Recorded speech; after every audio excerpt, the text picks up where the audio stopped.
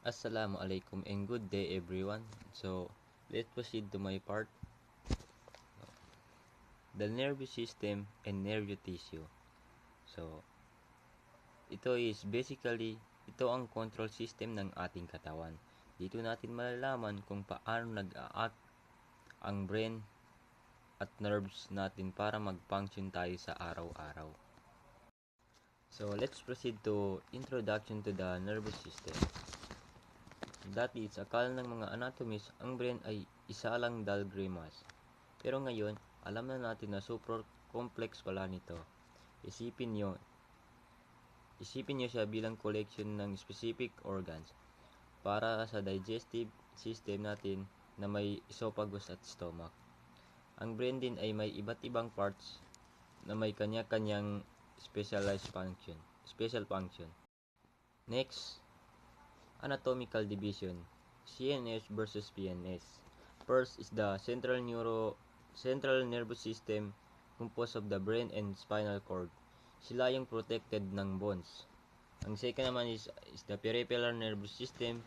Ito naman yung mga nerves na nasa labas ng CNS na kumukolekta sa buong katawan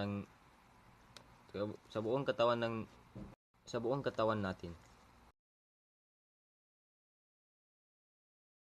So, let's proceed to basic function. Ito is may tatlong steps kung paano gumagana ang nervous system natin. Number 1 is sensation. Ito yung pag-receive ng information or input. Number 2 is integration. Ito naman yung pag-process ng brain based on memory and emotion. Number 3 is response. Ito yung output or reaction natin. So, next is apparent pathways. Ang apparent means arriving or papunta sa brain. Ang apparent naman is existing or palabas sa brain papuntang muscle. Next is somatic and autonomic system. Somatic is yan yung conscious or voluntary movement natin tulad ng yung paglalakad natin. Ang autonomic naman is yan yung involuntary movement natin tulad ng pagdibok ng puso or pag-digest ng pagkain na hindi natin kailangan isipin. So, dito naman tayo sa anatomy of neurons. Ito yung mga parts of neurons, which is cell body. Ang cell body ay ang main center. Next is dendrites. Ito naman yung taga-receive ng signal. Axon. Ang axon ay may mahabang extension na nagpapadala ng signal papalayo. Ang axon hillock naman is dito naman nagsisimula ang electrical signal. So, next is structural classification of neurons. So, meron po tayong tatlong parts dito which is unipolar, bipolar, and multipolar. Ang unipolar is isa lang ang process. Sila ay usually sensory neurons. Ang bipolar naman is true process, rare ito siya. Then, makikita lang siya sa mga mata or ilong. Ang multipolar naman is ito yung pinaka-common. Marami ang dendrites at isa lang ang axon. So, let's proceed to glial cell of the CNAs. So, meron po tayong 4 parts which is astrocytes. Ang astrocyte is parang star na gumagawa ng blood-brain barrier. Number 2 is oligodendrocytes. Ito naman yung gumagawa ng myelin. Number 3 is microglia. Sila ang guard o immune cells ng brain. Ang number 4 naman is epidermal cells. Ito naman yung mga gumagawa ng CSF o yung fluid sa brain. So, dito naman tayo sa glial cells of the PNS. Yung kanina is CNS, ngayon PNS naman. So, satellite cells, ito yung nag-aalaga ng cell bodies sa labas ng CNAs. Ang span cells naman is ito yung gumagawa ng myelin para sa nerves ng ating peripheral system.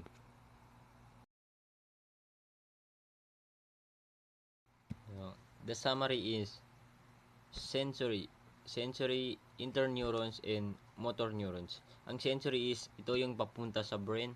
Ang interneurons naman is ito yung nasa loob ng brain for processing. Ang motor neurons naman is ito yung palabas ng brain.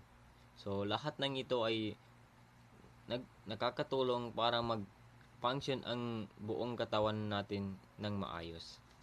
So, that's for all, and thank you. Shukran wa salam. So next is the graded potential.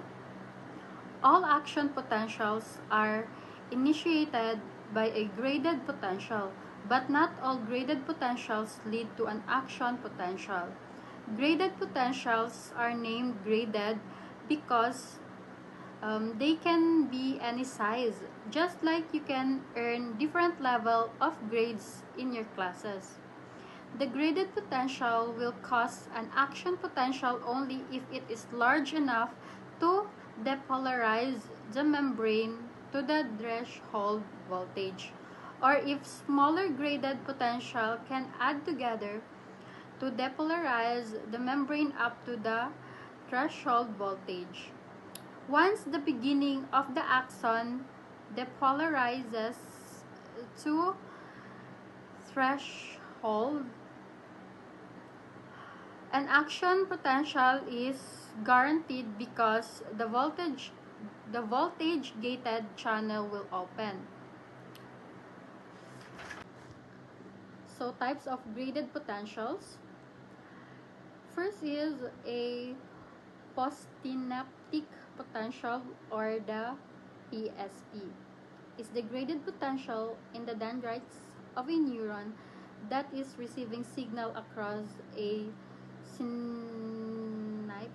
synapse from other cells. Postsynaptic potentials can be depolarizing or hyperpolarizing. Depolarization is a postsynaptic potential is called an excitatory postsynaptic potential, or EPSP, because it causes the membrane potential to move towards threshold. Hyperpolarization is a postsynaptic potential is an inhibitory postsynaptic potential, or IPSP, because it causes the membrane potential to move away from threshold. So next we have refractory periods.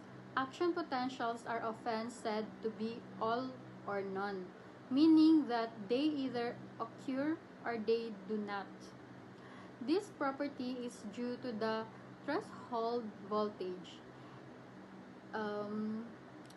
If the threshold for opening the voltage gated channels is reached, the action potential will occur. So next is the propagation of the action potential. So far, we have discussed the event of action potential at a single, isolated location along the axon. In reality, though, we know that axon can be very long, sometimes inches or even feet in length.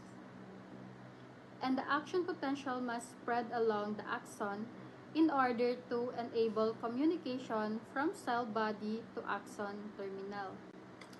So, na-topic ko na to nung last reporting namin, nung first, nung prelim. So, na-explain ko dyan kung ano yung mga, ano ang mga function ng nervous, like dendrites, yung mga axons, hillocks. So, na-topic ko na yan before kung nakinig kayo. Nag-sample pa ako kung how it works, kung sinong magre-receive nung signal, kung sinong magpa-process ng signal, kung saan dadaan ng signal, kung sinong magsisend ng signal. Okay? I already, explain na yan before sa inyo. Yung mga dendrites. Summary, the nervous system is responsible for sensory input, motor response, and the integration of sensor input with other sensations such as memory, emotional state, or learning.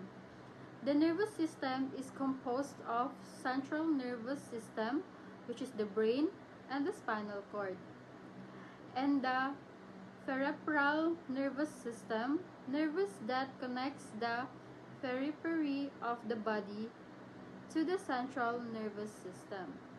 The nervous system can be classified by function into afferent, integrating, and afferent components. Afferent or the sensory pathway transmits sensory information from receptors to the central nervous system. Another summary: the neurons in the main cell of the nervous system, it consists of many typical organelles such as the nucleus, and ribosomes, which are found in the cell body. The dendrites receive signal and transmit them to the cell body, which integrates that information and sends an output through the axon, which synapses to another neuron's dendrites. Neurons are classified based on their function or anatomical features. Based on the function, the cells can be sensor neurons, interneurons, or motor neurons. Based on their anatomical features, the cells can be unipolar, bipolar, or multipolar. So, paiba-iba sila. So, neurons can communicate with other cells through changes in charge across plasma membranes. Several types of membranes channel allows ions to enter or exit a neuron in order to change the charge difference membrane potential across the plasma membrane. Aligned channel, mechanically gated channel, voltage gated channel, and leak channels. Ions are not uniformly distributed across the plasma membrane of a neuron. Sodium ions are in higher concentration outside the cell, and potassium ions and negatively charged ions and proteins are in higher concentration inside the cell. This causes the resting potential of most neurons to be above 70 MV. So, yun yung mga summary. Mga summaries na lang itong mga sinasabi ko. Guys, bakit may lang? There are two types of synapses. Electrical synapses, which pass electrical signal directly between cells, and chemical synapses, which pass electrical signals through neurotransmitters. A chemical synapse consists of presynaptic cells, a neuron transmitter, a synaptic cleft, a postsynaptic cell, receptors for neuron transmitters, and a system for cleaning neuron transmitters from the synaptic cells. That would be all. Good day, everyone. I am Jean Siboyore. Today, I will be discuss about the nervous system. Ang nervous system daw po ang isa sa pinaka-importanting system sa ating katawan because ito yung nagko-control ng halos lahat ng ginagawa natin mula sa paggalaw, pag-iisip hanggang sa automatic ng function tulad ng paghinga at pagtibok ng puso natin. By the end of this report, mas maintindihan natin kung paano nag-work ang brain at nerves natin in a simple and clear way. First, ano nga ba ang nervous system? Introduction. The nervous system control most body functions, both voluntary or somatic, and involuntary or autonomic actions. It is divided into two main parts: central nervous system and peripheral nervous system. The concept of localization of function explains the specific parts of the brain, nervous systems that have specific roles. Nervous tissue is made of gray matter and white matter, which difficult to distinguish without detailed study, understanding, and the nerves system requires studying its structures, organization, and functions. The development of nervous systems begins at womb, where simple structures gradually become more complex. So, ang nervous system daw po is ito yung nagko-control ng katawan natin. May dalawang klase ito ng control, somatic and autonomic. So, ang somatic ay voluntary, meaning kontrolado mo like paglakad or pagsusulat. Samantalang autonomic naman ay automatic like heartbeat at digestion. Hindi mo na kailangang isipin. Next, meron tayong dalawang main division ng nervous system, the central nervous system and peripheral nervous system. So, ang central nervous system daw po is yung binubuo ng brain spinal cord. Ito ang main processing center. For example, kapag may nakita kang pagkain, ang brain mo is nag-decide kung kakain ka or hindi. Ang peripheral nervous system naman po is binubuo ng cranial at spinal nerves. Ito yung nagpapadala ng signals mula sa body papunta sa brain at vice versa natin. For example, kapag napasok ka, ang nerves ang nagpasabi sa brain natin na mainit. Kaya mabilis natin binabawa yung kamay natin. And another important concept is localization of functions. So, ibig sabihin dito, bawat part ng brain may specific na trabaho. For example, may part para sa thinking, may part para sa visions, at may part para sa hearing natin. So, hindi pare-pareho ang functions ng bawat bahagi ng brain. And also, ang brain ay may dalawang klase ng tissue. They have gray matter and white matter. Ang gray matter naman responsible sa processing or thinking, while and white matter nagdala ng signals para sa signals. And lastly, nagsimula ang nervous system habang nasa womb pa lang ang baby. From simple structures, nagiging more complex to habang lumalaki tayo. Kaya nagkaroon tayo ng ability to think and move and respond. Anatomical pattern of nervous system. The nervous system is divided into the CNS and the PNS. Neurons are organized and the pattern cells body are grouped together and axons are bundled together. This organization allows faster and more efficient communication in the body. Gray matter versus white matter. Bundles and clusters. In the CNS naman, axon bundles are called tracts, while in the PNS naman, they are called nerves. So, ang anatomical pattern of nervous tissue daw po is divided into two main parts, the central nervous system or CNS and the peripheral nervous system or PNS. The CNS includes the brain and spinal cord, and it serves as control center of the body. On the other hand, the PNS includes all the nerves outside the CNS, and it acts as a messenger that carries information throughout the body. For example, kapag nakahawak tayo ng mainit na bagay, the PNS sends the signal to the brain. Then the brain tells your body to react immediately. Yun yung sinabi ko kanina sa introduction ng nervous system. Next, we have gray matter and white matter. So, gray matter contains the cell's bodies, the dendrites of neurons. They are responsible sa pagpaprocess ng information and decision making. For example, kapag nag-isip tayo or nag-aaral tayo, ang gray matter ang active. On the other hand, ang white matter naman is made up of myelinated actions. The myelin helps signals travel faster. So, white matter is responsible for fast communication. For example, mabilis tayo nakaka-react dahil sa white matter. Lastly, we have bundles and clusters. Action bundles are called tracts in the CNS and nerves in the PNS. Same structures sila but different names depending on location. For example, the optic nerves becomes the optic tract once it enters the brain. Meanwhile, the group of cells bodies are called nuclei, and then CNS, gangle, and the PNS. This help organize and controls controls the functions. So yun yung anatomic patterns of nervous tissues. Next is anatomical patterns of nervous system. Arrangement in the brain versus spinal cord.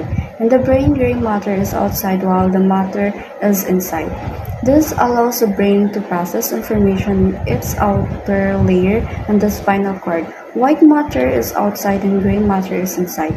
This setup helps fast signal transmissions up and down the body.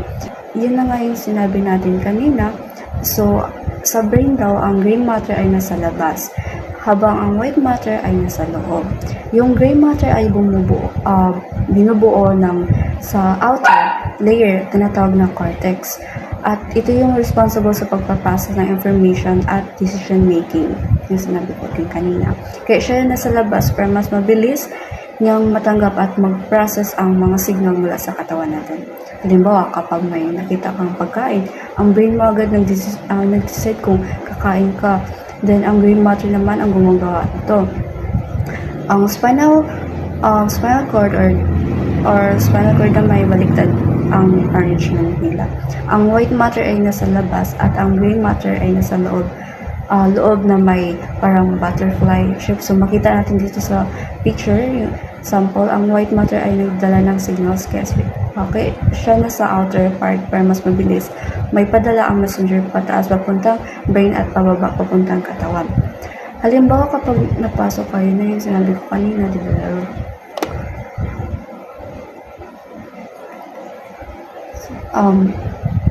So, ang anatomical pattern ng nervous system ay, so kahit magkaiba ang arrangement sa brain at spinal cord, pareho silang nakadesign para magiging mabilis at efficient ang communication ng katawan natin. Next is connective tissues protections. Connective tissue protections, neurons cannot reproduce easily. That's why they need strong protection from damage. The brain and spinal cord are protected by 3 layers, meninges. These layers act like protective covering. So, connective tissue protection ng nervous system natin. Una po, alam natin na yung mga neurons hindi sila basta nakapag-reproduce or nakagawa ng bagong cells kapag nasira. So, ibig sabihin, once na ma-damage sila, mahirap na silang ma-repair. Kaya naman, kailangan talaga nila ng matibay na protection para hindi agad ma-damage. So, pangalawa, yung brain natin at spinal cord na tinatawag na CNS, may protection yan. May protection yan tinatawag na meninges. So, tatlong layers po yan. And parang mga balot or showed na sila nagpo-protect sa mga brain at spinal cord natin laban sa injury natin. So, iba't ibang meaning ng nucleus.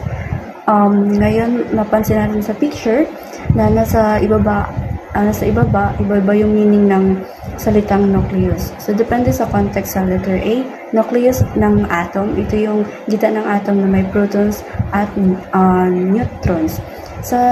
Sa letter B naman, nucleus ng cells. Ito naman yung nasa loob ng cells na may DNA. Parang control center ng cells. Sa letter C naman, may nucleus sa brain. Ito na yung group ng mga cells bodies or neurons sa loob ng CNS. Tulad ng discussion natin kanina. So, makita natin yun sa example ng picture natin. So, overall, ang importante talaga yung connective tissues. Para maprotektahan kasi yung pinoprotektahan niyo yung nervous system natin. Hindi madaling mag-heal kapag nasira. Let's continue the tungkol sa connective tissues protection ng CNS. Ngayon naman, tinitignan natin yung mga details na parts like the meninges, cerebrospinal fluid, and blood flow sa system natin. Mga layers ng meninges, una po, meron tatlong 3 meninges. Meanings na protektahan sa utak at ang spinal cord natin. First, dura mater, yung outer layer o panlabas na layer. Ito yung makapagmatibay na parang armor or baluti. Siya yung nagbibigay ng strong protections laban sa panlabas ng pinsala. Number 2 is arachnoid matter. Middle layer, ito yung gitnang layer, medyo manipis at parang whip or tela ng itsura. Gumagawa ito yung parang loose covering sa ibabaw ng utak natin. Last is pia mater, yung inner layer or panloob ng layer. Ito naman ay very delicate at soft. Talagang sumusunod siya ng exact shape ng utak. Kaya tinatawag siyang tender matter. Dahil parang inalagaan niya yung brain. So sa picture, makikita natin sa picture sa ibaba yung tatlong layers. Sa letter A, dura mater, mapapansin natin na makapal siya at may matibay dahil sa collagen fibers na nasa structures niya. Sa letter B naman yung arachnoid mater. So nasa ibaba ito ng mga gyari or fisheries ng utak na makita natin dito sa presence ng CSF. Letter C naman yung pia mater. Dikit na dikit ito sa mga utak na sinusundan niya. Lahat ng nerves at folds nito. So, cerebrospinal fluid or CSF. Pangalawa po ay CSF o cerebrospinal fluid.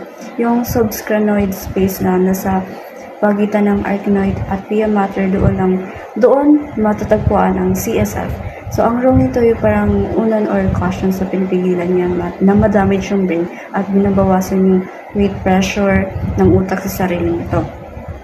Bukod pa dun, pwede rin gamitin ang CSF para i-check yung may sakit or infections sa nervous system tulad ng meningitis. So, blood flows or dural venous synostosis at panghuli ang dural venous synostosis. Ito yung mga daanan ng dugo na nagko-collect ng blood mula sa utak na ibabalik ito papunta sa puso.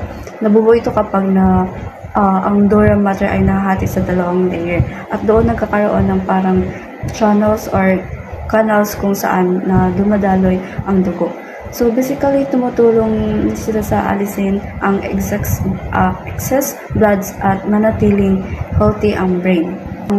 So ang matibay na dura mater ay bumubuo ng mga folds na tinatawag na dural septa. So makita natin sa picture kung paano sila sumuport at hinihati yung mga brain. Yun na yung first flexor brain, divides left and right sides of brain. 2 is flex cerebelli, divides the cerebellum. Then tenterome cerebelli separates the brain from cerebellum. Diaphragma celli covers the pituitary gland. So basically, these folds supports the brain and keep it in place, parang scaffolding para hindi siya gumagalaw masyado sa loob ng skull natin. Sa injury potential spaces naman is formally magkadikit ng meninges. Kapag may injury, nabubuo yung mga potential spaces natin. Yun yung subdural space between the dura and arachnoid, and epidural space in between the dura and skull. So, makikita rin sa picture kung saan sila matatagpuan. These spaces are important kasi yun na yung mga bleeding or fluid. So, pwede silang mag-cause ng pressure sa brain, kaya critical na maintindihan natin ito. Bone protections daw po is yung sa skulls, yung matibay na takip para sa utak. Yung vertebrae naman, yung protection ng spinal cord habang pinapayagan itong gumalaw. Next is protections in the PNS. So, the protection in the PNS, mga nerves sa PNS na may tatlong connective tissues, layers. Ito na yung epidermis. Epidermis yung panlabas ng takip. And perineum naman is bumabalot sa mga bundles ng axons. Endothelum naman daw po is bumabalot sa bawat axons natin. So, mayroon din itong blood vessels para magbigay ng nutrients at suporta. Next is blood and cerebrospinal fluid. Cerebrospinal fluid is clear fluid divided from blood circulating the CNS. The PNS does not have CSF, produced by epidermal cells in the crinoid plexus of the brain verticals.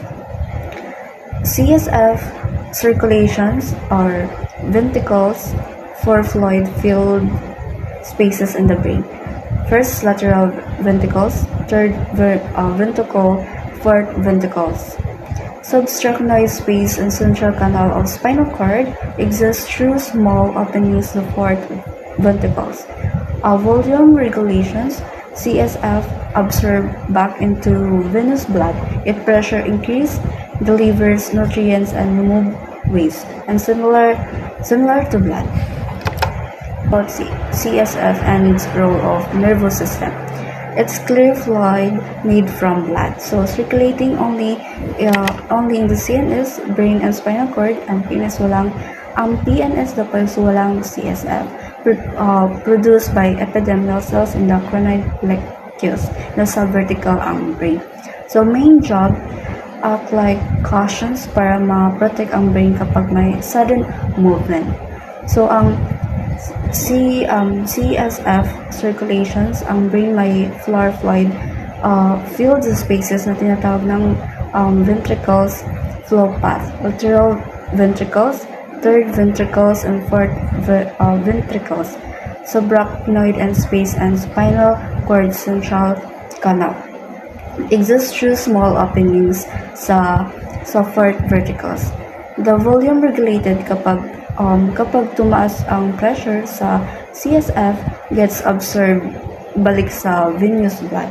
So also CSF delivers nutrients sa CNS at remove waste just like blood does sa ibang parts ng body. Blood and CNS protections na daw po, blood and CNS protection daw po is yun yung dugo na bibigay ng oxygen at ng nutrients to CNS and PNS.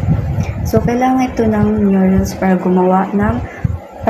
gumagana ng maayos. So, ang neurons ay non-mitotic, hindi sila nag-reproduce, kailangan talaga sila ng protections. Para sa CNS protections naman is astrocytics.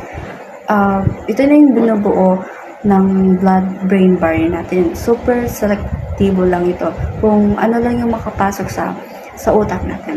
Para sa PNS protections naman is satellite cells ang nakapalibot sa cells bodies natin. So, nag-regulate ito kung ano yung pumapasok at lumalabas. Ang embryonic development of nervous system daw is neural tube formations. First, yung groove forms into the embryo. Tapos, it folds up to become the neural tube. Neural tube naman is will form the brain, ang eyes, and spinal cord. Ang neural crystal cells naman will develop into the peripheral nerves. Primary vesicle, the first regions.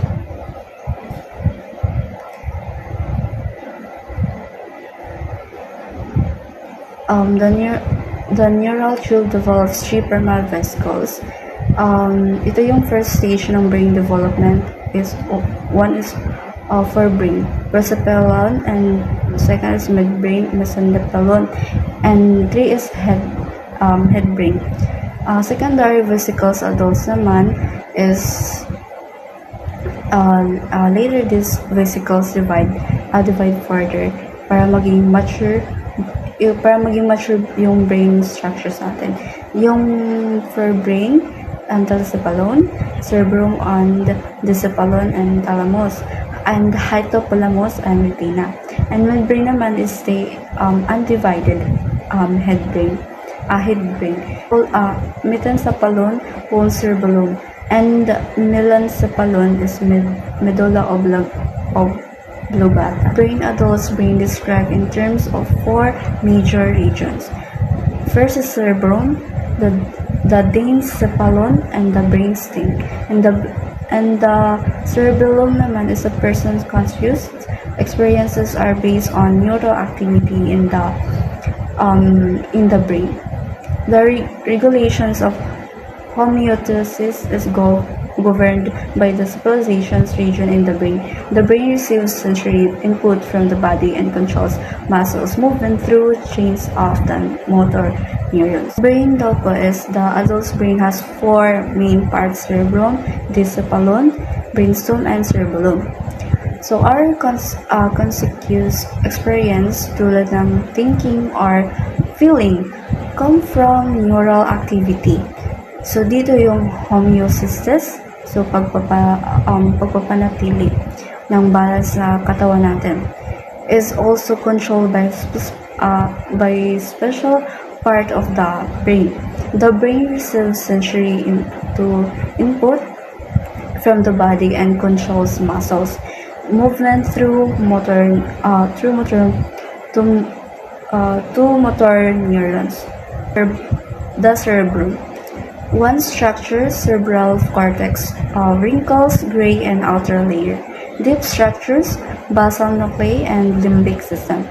Yung folds niya is gyri, sulci, and longitudinal fissure. Sa two naman, in functions, sa basal nuclei, and limbic systems, and corpus callosum, and hemispheres and language. So, the cerebrums po, ito yung pinakamalaking bahagi ng utak natin. One is structures, cerebral cortex na baluktot ng gray outer layer, deep structure, basal nuclei, at limbic system.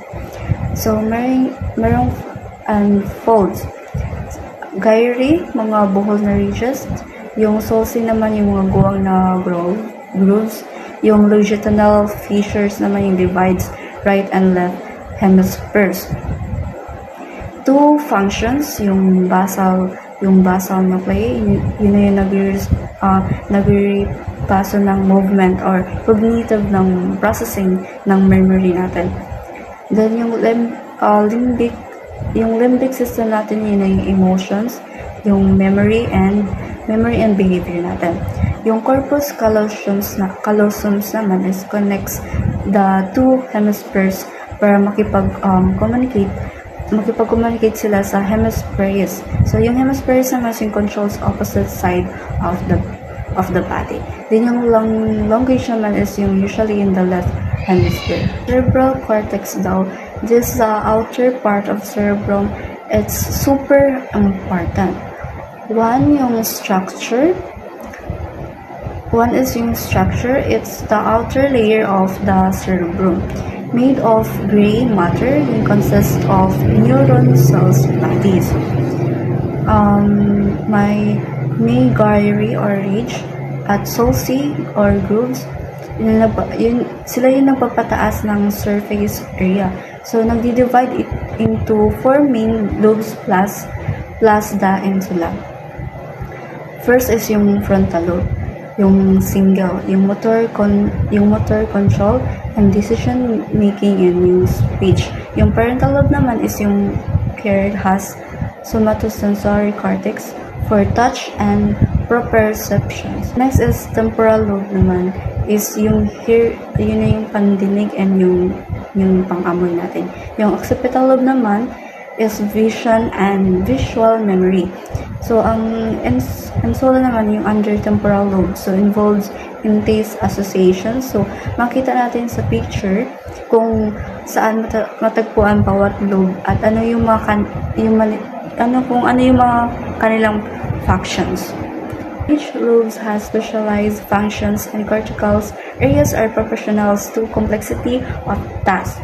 For example, yung hands, face, have largest areas in motor and sensory cortex. So, dito natin makita ang details ng cortical areas natin. So, bawat lobe has its own special functions. At ang size ng bawat corticals depends sa complexity ng task ng kinokontrol ng sense ng part ng body natin. So, makita natin sa picture, primary motor or cortex, yung green, in the front of the central sulcus controls body movements. Next is primary somatosensory cortex. Yun yung color purple. Yun. Behind the central sulcus receives sensory input from the body. So, mas malaking areas for hands and the face kasi kailangan ng more neurons for complex tasks tulad ng writing and speaking. Next is sa pop culture, sa sinabing right brain sa kung creative at emotional, samantalang ang left brain naman yung kung analytical at organized. Anatomically, halos magkapareho lang ang dalawang hemisphere. Konting functions lang talaga ang nakaka-localize tulad ng language na kadalasan nasa left side. Yung corpus callosum naman is na nag-uugnay sa dalawang hemisphere. May kakaibang laki ng depende yun sa tao. Mga left-handed, ambidextrous, at mosaicians kadalasan. May mas malaking corpus callosums. So may mga pag-aaral na nagsasabing mas malaki rin ito sa biological woman. Pero pinag-debate pa ito. So yun yung culture connective. Ang brain function daw po is primary areas. These are the part na directly receive the sensory input or control motor output. So, primary visual area is yung occipital lobe to understand the shape of the letters. The primary somatosensory or cortex, yun yung parental lobe. Process, touch, and sensations. Yung primary motor cortex naman yung frontal lobe. Yun yung controls the body and the movements. Yung associations areas is compares new sensory info sa past experience para mabigyan ng meaning. So, recognize the letters, sounds, smells, and textures. Nasa different lobes depende sa sense ng occipital for vision, the vision and temporal for hearing nila. Yung special areas naman, yung Broca area, yung produce speech, usually the left side. Yung recalls area naman, yung understand the language. Yung prefrontal cortex naman is for decision making and planning and personality and judgment. Yung motor control naman, yung premotor areas, plans, and the reviews movements naman. The frontal eye feels is manages eye movements and visual attentions. All motors area in the frontal lobe. Fun fact po, ang people really heavily in the visions po, about 40% for cortex and visual processing. Kanya Judge naman po, he was railroad worker na nadapa at natusok yung ng metal spike ang ulo niya. So, nagkaligtas siya pero nagbago ang kanyang behavior, naging hot-tempered at impulsive siya. This case show na ang prefrontal cortex is involved in personality and decision making niya. Next is si Jill Bolte Taylor naman. She is neurosynthesis na nagkaroon ng stroke sa left hemisphere ng brain. So, nawala siya ng ability na makipag-communicate at naapektuhan din ang kanyang thinking. So, she documented her recovery, showing paano ang brain injury and affect language and thoughts and processes niya. Yung significances naman is this case provide na specific brain areas control personality, language, and behavior. Today, modern tools like fMRI, invented 1990 by Ogawa, help us safely see brain functions. That we also have a reticular formation and sleep. Inside the brainstem, we have a reticular formation, which is control our attention and alertness, like when we wake up or sleep focus. It also related to sleep, and we have the two types of it. First, we have the REM sleep, where we dream and organize memory, and also non-REM sleep, which helps our body rest and repair itself. And that is why getting enough of sleep is very important for our brain. So now we have a limbic system. Limbic system, this is part of the brain responsible for our emotions and memories. And we have the two important parts. First, we have the hippocampus. Hippocampus help us form the new memories and navigate places. Second, the amygdala.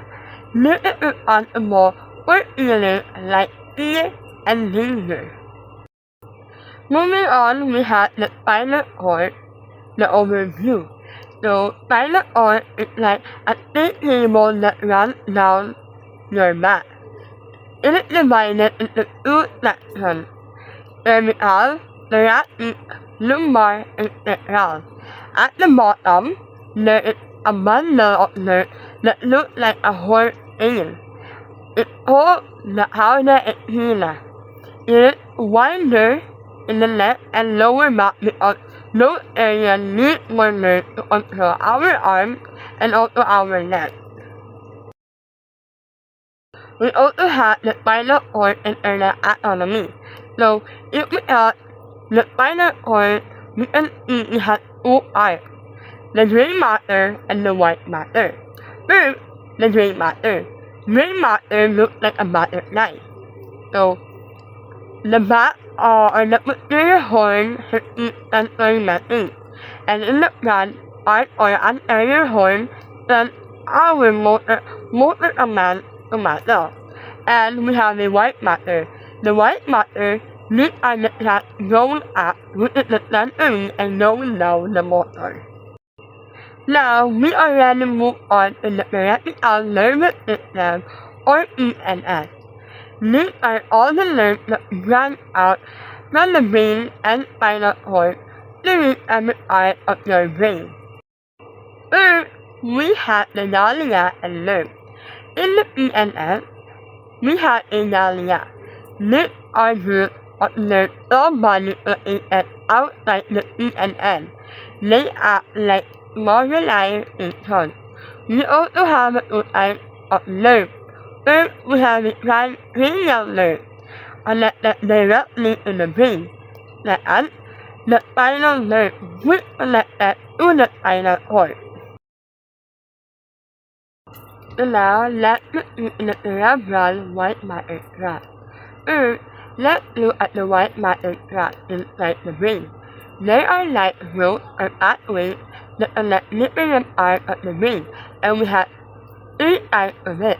First, we have the association tract, means they connect areas within the same side of the brain. Second, we have the commissural tract. These connect the left and right side of the brain. The biggest one called the corpus callosum. Lastly, the projection tract. These are like highways that carry information up to the brain and down around to the body. Let's look at the basal nuclei. The basal nuclei, these are the clusters of the cells found deep inside the brain. The main parts are the cauda, putamen, and globus pallidus. So what do? They help control our movement smoothly and filter out unnecessary action. They also play a role in thinking and emotion. If this damage, like in Parkinson's disease, it can cause thinking or difficulty moving. And then we have the diencephalon. The diencephalon, this part connects the brain and the rest of our nervous system. It has also a three parts of it. First, the thalamus. Thalamus is a bit at a realization. It receives all sensory messages except smell and sends them to the right part of the brain. Second, the hypothalamus. Hypothalamus, this is very important for keeping our body balanced or homeostasis. It controls hunger, thirst, body temperature, and sleep. And lastly, we have the epithalamus. Epithalamus, it has the pineal gland which helps us to sleep. So next, we have the sensory information pathway. to emit light into at sensory intermittent level. So when it goes something like this or that, then the message is asked by the nerve in the eye in your body. That it travels through the spinal cord, and third, it gets up to the thalamus. And finally, the thalamus sends it to the brain with cortex, so you can understand what are you feeling. So that's where how sensory information. So now let's proceed to the brain stem. So the brain stem is connects the brain and the spinal cord, and it also has a three arms. Third, we have a midbrain. A midbrain helps with hearing, seeing, and moving your eyes. It also has a dominant diaphragm which helps control movement. Second, we have an arm. It acts like a bridge connecting the brain and the cerebellum. Lastly, the third, the medulla oblongata. So this controls our most important automatic functions like our heartbeat, breathing, and blood pressure.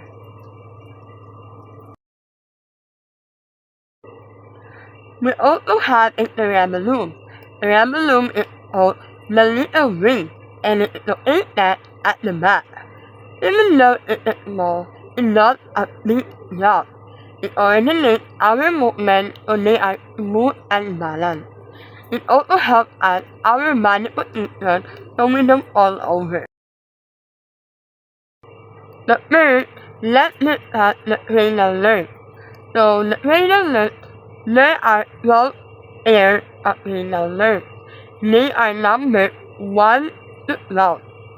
They do different jobs. Some portents like smelling and eating. Some are for moving muscles like moving your eyes or your face. And one is special nerve is the vagus nerve, which control our organs like our heart and our stomach. So now let's discuss the spinal nerve and plexus. So in the spinal nerve, we have a 31 pair of spinal nerves. Most these nerves join together to form network called plexus. This way, fibers are rearranged to serve specific areas like the arm and our leg. Note that you have to remember that the nerve in the chest area do not form plexus. They become intercostal nerve between your ribs. Lastly, we will discuss the spinal nerve plexus, the detail of it. So here, there are 4 main plexuses and what they control. First, we have the cervical plexus. This controls the neck, and the pelvic nerve, which controls the diaphragm or breathing. Second, we have the branchial plexus. This is for the arm, and it gives us major nerves like radial, median, and ulnar nerve. Third, we have the lumbar plexus, or the front of the leg, including the femoral nerve. Fourth, or the lastly, is the sacral plexus. For the back of the leg, the median nerve here is the sciatic nerve. It makes breath and called is known as sciatica. So to conclude the topic of it, the CNN is the command center meat of the brain and spinal cord. The brain part handles thinking, moving, feeling, and action. The CNN connects everything else using cranial and spinal nerve. Nerve plexuses organize itself to reach matter and feel properly. And that will be all, and let's proceed to the other net reporter. So, good morning, ma'am. So, my topic for today is about sensory. So, ang sensory information Ang sensory information ay ang lahat ng nararamdaman natin like touch, sight, or sound. Ganito ang process niya. Papasok sa system kapag may na-detect ang sense mo, halimbawa nakahawak ka ng mainit. Ang information na yan ay papasok sa iyong central nervous system or CNS. So the neuron chain, hindi niya basta-basta nakakarating sa utak. Dumadaan ito sa isang chain of neurons. Parang pasa-pasahan. Mensahe ng mga nerve cell. The destination, the neurons ang nagde-deliver ng info sa specific brain region na naka-assign para doon. Example, kung vision sa likod ng utak o occipital lobe ang punta, kung pandinig sa gilid, temporal lobe. Decoding, pagdating doon, dinedecode o iniintindihin ng utak kung ano ang ibig sabihin ng signal na yon para makapag-react ka ng tama. Parang itong grab delivery. Ang item sa sensory info ay kukunin ng rider neurons at dadaan sa kalsada sa CNS. Parang i-drop off sa tamang address the brain region para mabuksan at magamit. Key component and process. Sensory receptor ang mga frontliners. Sila ang pinakaunang neuron sa chain. Isipin mo isang bilang mga sensor ng katawan. Ang mga gawa nila, sila ba ang nagbabantay sa paligid mo, environment, at sa loob ng katawan mo. Example, kapag nakahawak ka ng yelo, ang sensory receptor sa balat mo ang unang makakadetect na, uy, malamig to.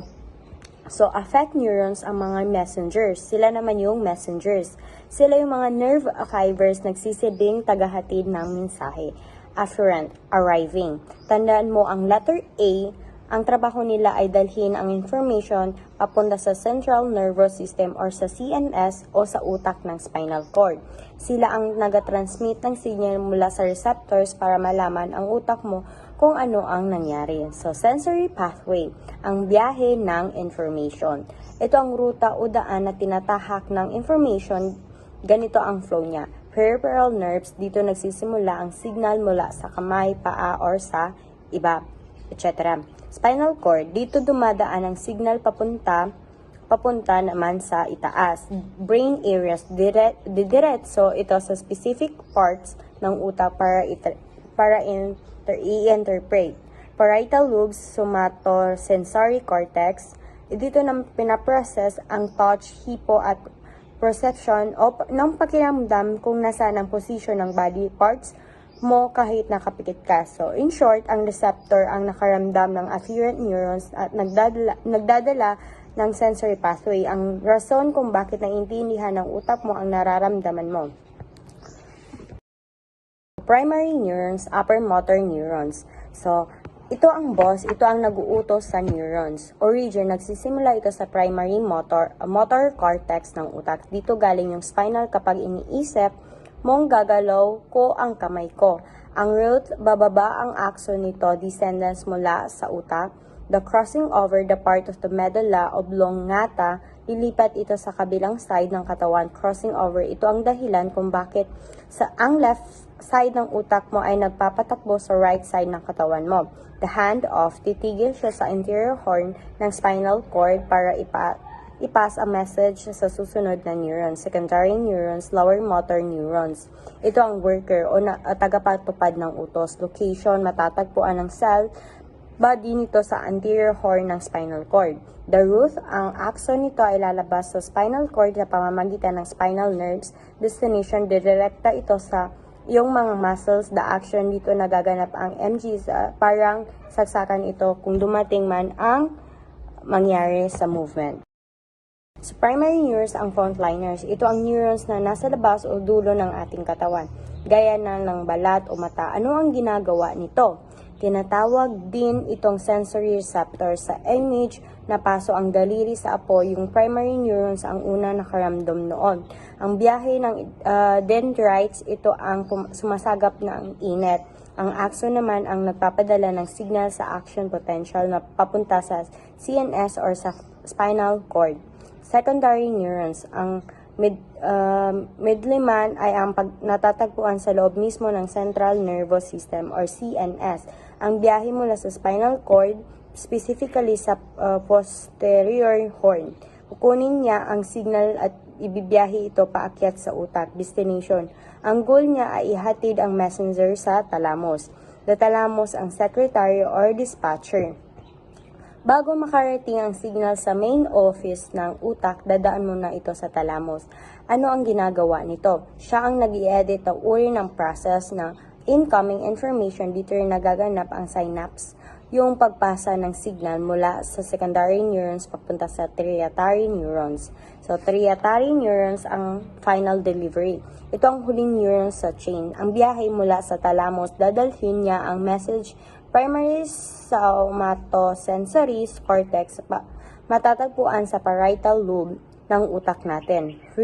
Ang result naman nito, kapag nakarating na ang signal dito, doon mo palang ma-realize na aray, mainit pala at doon palang mag-react ang katawan mo.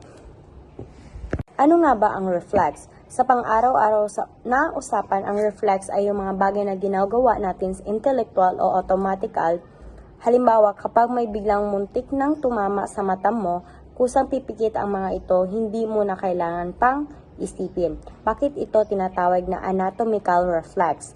So, ayon sa ito ay connection sa pagitan ng sensory neurons at motor neurons. Narito ang mga importanteng point.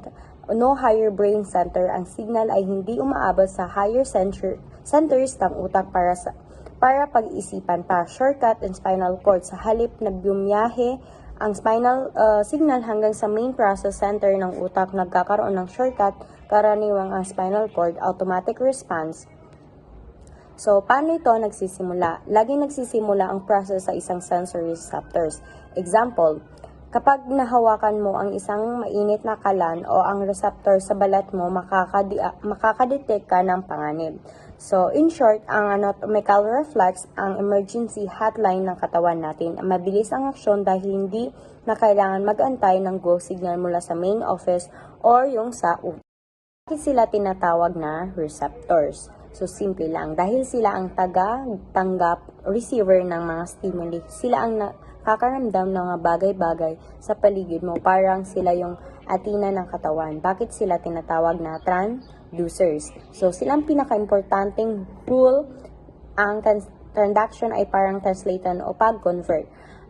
Problem naman nito is, ang utak natin hindi naiintindihan ang init o tunog, liwanag ng direktang naiintindihan kung ang utak ay electrical signal o kuryente. So, ang solution naman nito, isang sensory receptors ang nagtatanduce na nagko-convert ng physical energy gaya ng procedure, temperature, para nag-electrical signal. In short, sila yung converter para maintindihan ng utak na nararamdaman. Sensory adaptation. Sinasabi sa slide na ito, ang sensory naman ay adapt quickly. Sila yung nakakadapt na pang mabilisan, ang tinatawag nating physical receptors. Take note, kasi karamihan sa textbook ang tawag dito ay physic receptors. So, ano ang ibig sabihin ng adapt quickly? So, ito yung mga receptor na madaling masanay. Example, kapag bagong suot ang iyong t-shirt, mararamdaman mo ang tela sa balat mo. Pero after few minutes, hindi mo na ito mapapansin. Bakit? Kasi ang mga receptors ay nag-a-adapt na tumigil sila sa pagpapadala ng signal dahil alam ng utak mo nandun ang damit at di naman ito hindi. So, there are 4 general ways of categories of reflexes. First is the instinct versus learn. Saan galing ang reflex? So, dito tinitingnan kung kailan o paano nakuha ang reflex. Ayon sa instinct reflex, ito ay sa built-in. Na sa atin na buo, ito ay habang nasa loob pa lang tayo ng tiyan ni mami, fetal period, pagkapanganak mo pa lang, present na ito at hindi mo kailangan na pag-aralan. Example, yung kapag nasak ang baby sa gatas o ang pagpikit habang may bumilis na lumapit sa mata. Learned reflex. Ito ay naman ay yung mga reflex na develop after birth. Ito ay dahilan paulit na practice o experience.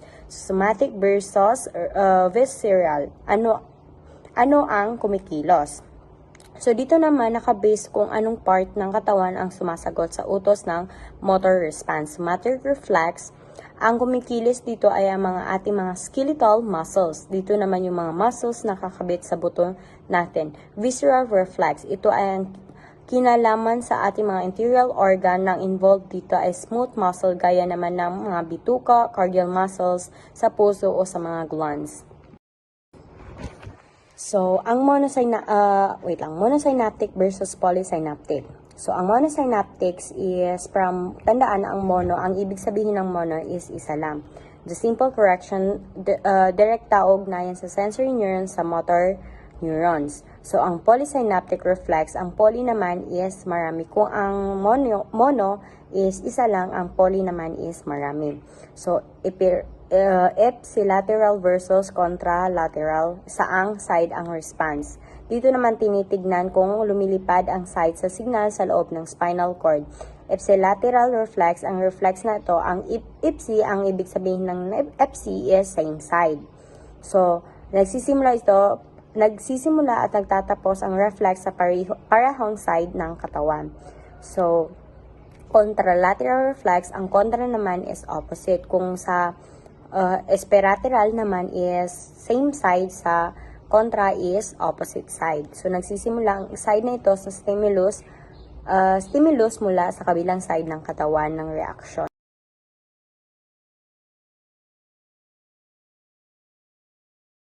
Reflex and stereo reflex. Ano nga ba yon? So, sa dami ng salita, ito ang reflex na tumutulong sa atin na huwag tumaba kapag may iniiwasan tayong sakit. So, contralateral response, gaya na sabi ng tech, activation ay maaari sa opposite side ng katawan kung ang kanan ang nasakta, ng kaliwa naman ang kumikilos para sa suporta. So, the real life example na nakatapak ka ng paso. Isipin mo, naglalakad ka ng kayapak, tapos bigla kang nakaapak ng matulis na pako sa kanang side. So, ang ipsilateral side, kanan, ang kaliwa ng arc, kahagi ng nag-utos iangat ang paa sa withdrawal reflex.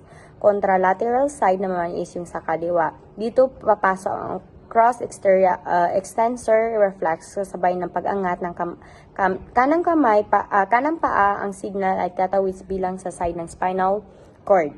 So, extension, ang mga muscles sa kaliwang bente ay biglang mag-extend o titigas para maging matatag ang post. So, bakit ito importante? Kung wala tayong cross and stereo reflex, tuwing iiwas tayo sa sakit, gaya ng pag-atras ng paa, babagsak tayo sa sahig dahil walang mag-a-adjust na kabilang side para saluhin ang balance natin. In short, sa isang side ay umiiwas sa sakit, flexion, habang ang kabilang side naman ay nagbibigay ng suporta or ang extension. Receptors. So, sensory receptors ang mga detectors. Sila ang nagsisibling frontliners ng ating nervous system. Sisipin mo bilang mga high-tense sensors ay nakakalat sa buong katawan mo. Narito ang mahalagang points mula sa dito. So, sila ang earliest part. Ang sensory receptor ay ang cell o ang structure sa unang nakakadetect ng kahit anong sensation mula sa hapdi ng kurot habang ang lamig ng yelo. Sila yung membrane potential. Ang electric shift ay sa pinaka-technical part na sinasabing membrane potential ng cell ay nagbabago.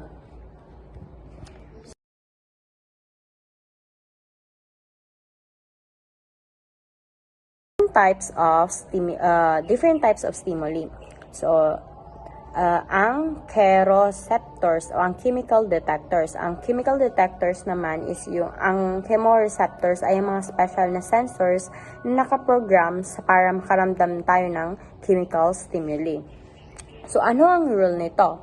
Sila yung nagpapadala ng information sa CNS o ang Central Nervous System para malaman ng utak mo kung anong chemical ang present system mo. So, number 2 is osmoreceptors. Ang hydration watcher, ang osmeroptors ay isang specific na uri ng chemoreceptors. Ano ang focus? Saan sila nag-focus? So, hindi lang basta-basta kahit anong chemical ang binabantayan nila. Ang solute concentration ng iyong body fluids gaya ng dugo, water, and content.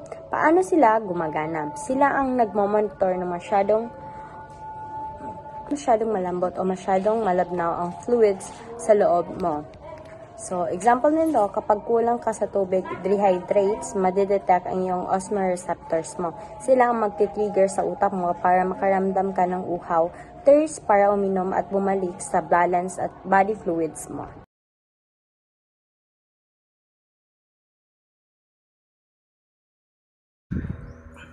Good day everyone. I am Adsmar P. Muhammad and my topic for today is all about the autonomic nervous system. So what comes to your mind if you hear about ANS? So it is a critical part of your peripheral nervous system that operates autonomously or involuntarily. So it regulates essential body function that you don't typically think about, such as your heartbeat, digestion, and breathing rate. So, it is responsible for the rapid reflex responses our bodies have to the environment. For example, if you startled, your sympathetic nervous system kicks in instantly. Once the threat passes, your parasympathetic system works to calm you back down. So accordingly, the nervous system can be divided into two functional parts, the somatic nervous system and the autonomic nervous system. The somatic nervous system is primarily responsible for how you interact with the external world through movement and sensation. So it controls skeletal muscles and it is generally associated with voluntary control. For example, when you decided to wave your hand or walk, your CSNS is at work. So the breathing exception that the CNS handles voluntary movement. Some actions like breathing can happen automatically without you thinking about it, even though skeletal muscles are involved. While the autonomic nervous system acts like an autopilot for your body, managing internal function to keep you alive and balanced. So it controls cardiac muscles, smooth muscles, and glandular tissue. So it is involuntary. You do not have to consciously tell your heart to beat or your stomach to digest food. And the main goal is homeostasis, functioning a stable internal environment. This includes regulating blood pressure, body temperature, and heart rate. The division is associated with the preservation of life in emergency situation. It prepares the body for intense physical activity or stress or known as the fight or flight. So, these activities are in the body's alert systems during danger or high stress, while the parasympathetic division is the rest and digest. So this division is dominant during times between emergencies. It focuses on conserving energy and returning the body to routine, day-to-day operation. So moving on to the spinal nerve. So it is a nerve fibers that don't exist the sympathetic chain immediately.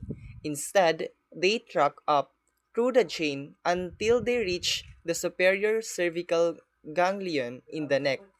Here, the preganglionic neuron meets and signals the postganglionic neuron. So the second one is the splanchnic nerves or the bypass. So not every nerve fiber stops or synapses within the sympathetic chain. Some axons from the anterior nerve root pass right through the chain without stopping. These fibers from the greater or lesser splanchnic nerves which carry signal towards organs in the abdomen. So the third one is the collateral prevertebral ganglia. These are specialized nerve hubs located anterior of the vertebral column. So they receive inputs from the splanchnic nerves and central neurons. This acts as relay stations for signals heading to the digestive, urinary, and reproductive system. The adrenal gland secretes epinephrine and norepinephrine as hormones in response to stimulation from a preganglionic sympathetic neuron. So moving on to the autonomic plexuses. So we have three kinds of plexus, which are the cardiac plexus, pulmonary plexus, and the esophageal plexus. So the cardiac plexus is situated within the thoracic cavity, near the base of the heart. So sa role niya sa sympathetic is postganglionic axons, which typically increase heart rate and force of contraction. Sa parasympathetic naman is preganglionic axons, primarily from the vagus nerve, which slow the heart rate. So the second one is the pulmonary plexus. So the location of this is in thoracic cavity surrounding the bronchial tubes entering the lungs. So in sympathetic is postganglionic axon siya, while sa parasympathetic is preganglionic axon. So the third one here is the esophageal plexus. So it is a network of nerves located within the thoracic cavity that surrounds the esophagus, and it is composed of fibers from two main sources. So the esophageal plexus is made of parasympathetic and sympathetic fibers. So the diagram on the right illustrates the distribution of these plexus throughout the torso. While the text highlights the thoracic plexuses, the diagram also shows others such as the celiac plexus and the hypogastric plexus. The autonomic tone refers to the constant background level of activity from both the sympathetic and parasympathetic division of the nervous system. So the heart is a classic example of how these two systems balance each other. So an adult's resting heart rate is typically around 70 beats per minute. So this is actually slower than the heart's natural rhythm because at rest, the parasympathetic division is dominant, acting like a brake to keep the heart rate down.